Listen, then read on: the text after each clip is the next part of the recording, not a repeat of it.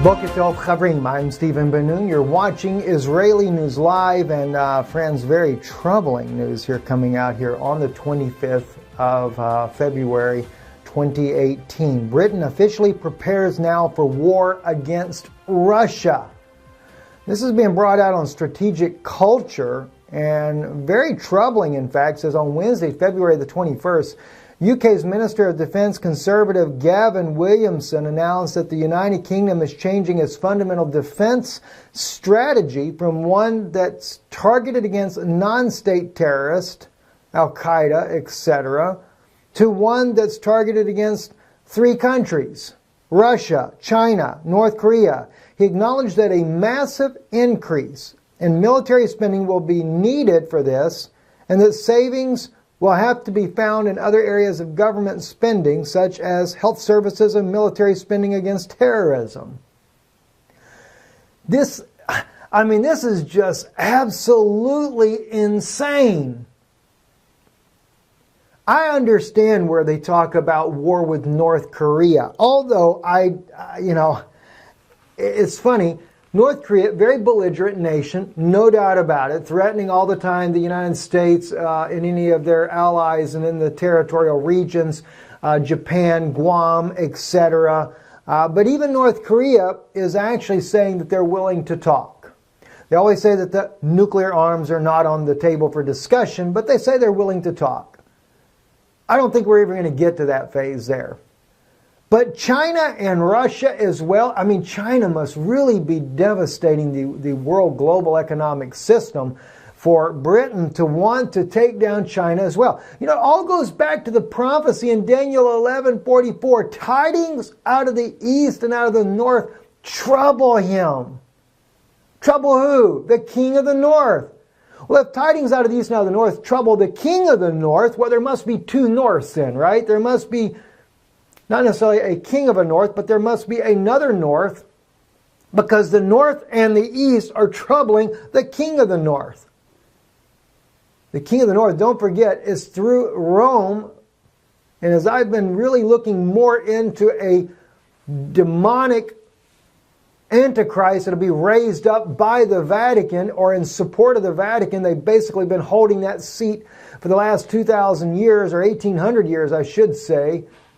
They've been holding the seat for this main man to come on the scene. Well, they use their military, which is a NATO force, and Britain being one of them.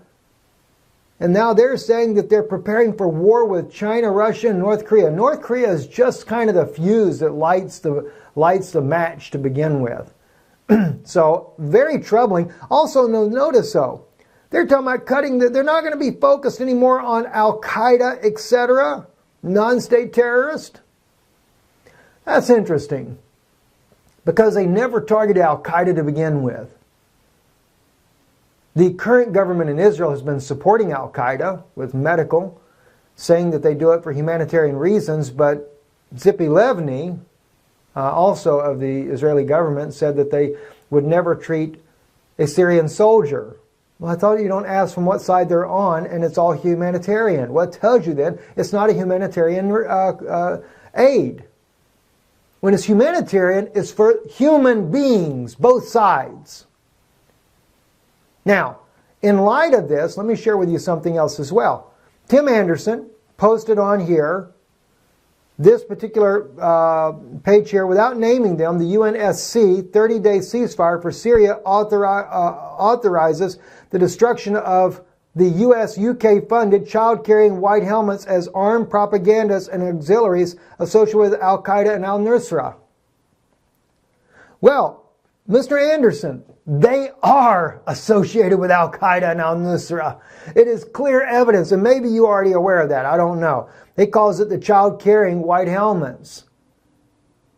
You know, Vanessa Beeley recently reported that the white helmets come and kidnapped a child. In the Arabic languages, they put the child in this vehicle, the mother screaming, "Where are you taking my child?" Well, you don't get that part because nobody's translating you what the mother is screaming, where she's saying, "Where are you taking my child?" And the little child begging for his mother back. Thank you, white helmets. But it does say that in there. affirms that the cessation of hostilities shall be applied to military operations, shall not apply to the military operations against the Islamic State, Iraq, and in Levant. ISIL, also known as Daesh, Al-Qaeda, Al-Nusra Front, see, and all their other individual groups undertaking the entities associated with the Al-Qaeda, ISIL, and other terrorist groups as designated by the Security Council. Now, I don't know if the Syrian government has ever targeted the white helmets to begin with.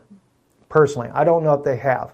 I could be wrong. I know this major movement right now over Ghouta, eastern Ghouta, where the Russia and Syria has been carpet bombing the jihadists that are in there, and the whole world has been in an uproar over this until the ceasefire was finally given.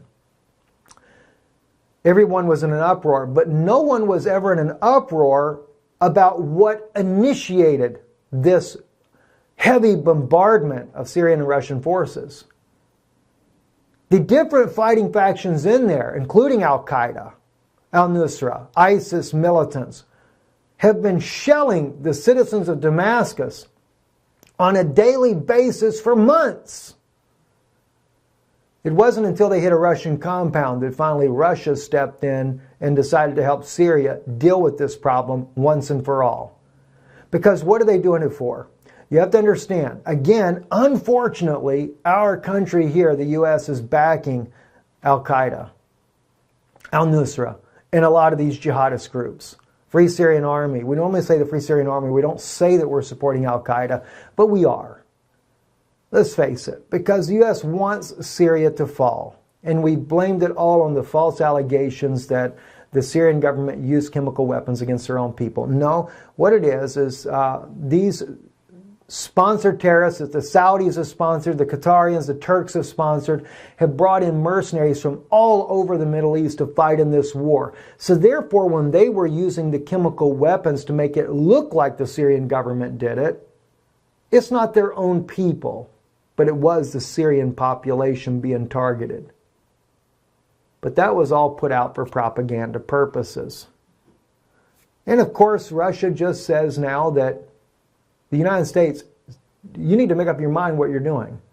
And President Trump does come out and say, he came out and said very clearly that we're there for one purpose, to take out ISIS and get out and go home. Maybe President Trump really means that, and I appreciate that about President Trump, but I don't think the deep state cares what the president really says. And he actually went against the State Department, Secretary of State Tillerson, to make that comment. Very interesting. By the way, too, I just want to make one other quick statement here. The video I released about the book Yam Suf, Israel's Final Exodus. There was one lady that commented saying that that I was wrong in misleading that was not Israel's final exodus. I think, though, what happens, sometimes people look at a book's cover and judge a book by its cover rather than the contents in the book there. And I don't mean to, it's not to single someone out on this. I'll probably take and erase the comment because I don't want anybody to beat up the sister that makes the comment, because she no doubt means well. If you read the book, though, you find out that the Exodus of the Bielskis crossing the Sea of Reeds is not the final Exodus. That final Exodus, as I write in the final chapter of the book, is the fact that Israel, and that's not just the house of Judah, but all Israel, coming out of the denominational systems that they have been entrapped by, that has blinded them to who the Messiah really is. That's in Judaism as well. That is Israel's final exodus, coming out, recognizing that Yeshua indeed is the true Messiah. Goes on to the Sea of Glass, as we read about in Revelation as well. Very interesting. So I just want to throw that out there because some people might get perplexed by the title, thinking that the Bielski family from the Jeremiah chapter 16, also noted in Jeremiah 23, is that final exodus. That's not the case. If you've ordered the book, please understand, those that were ordering directly from us, it is going to take a little time. We had to reorder our stocks here. Hopefully they'll be in this week here. We are leaving for Europe. If you're going to order now, please go and order directly from the website itself. It's the only thing that I ask you there. If you're overseas, we talked to the publisher. He said order from Amazon.com in your country because then you will not have the high shipping charge. We did find out when someone ordered from Australia, it was $22 just to ship the book, regardless of the cost of the book. So it's very, very expensive for us to ship overseas. That's why I had already noted if you're ordering overseas or outside of the continental United States, please write us before ordering because of the expensive cost of shipping. So we can see right now, if we were to ship it ourselves, it would be like $35. But at this point, we're leaving very soon here. The end of the week coming up here, we'll be headed back over into Europe, then over to Israel. So please, I would ask if you're going to order now the book, please order it online because I couldn't ship it to you personally until I return back from the United States. I mean, back to the United States back in early summer, late spring. Anyway, God bless you. We love you. And those that did order, we should get the books in hopefully this week. And we will be getting all the ones that are ordered as of now shipped out immediately. Thank you for watching, and God bless you. Shalom.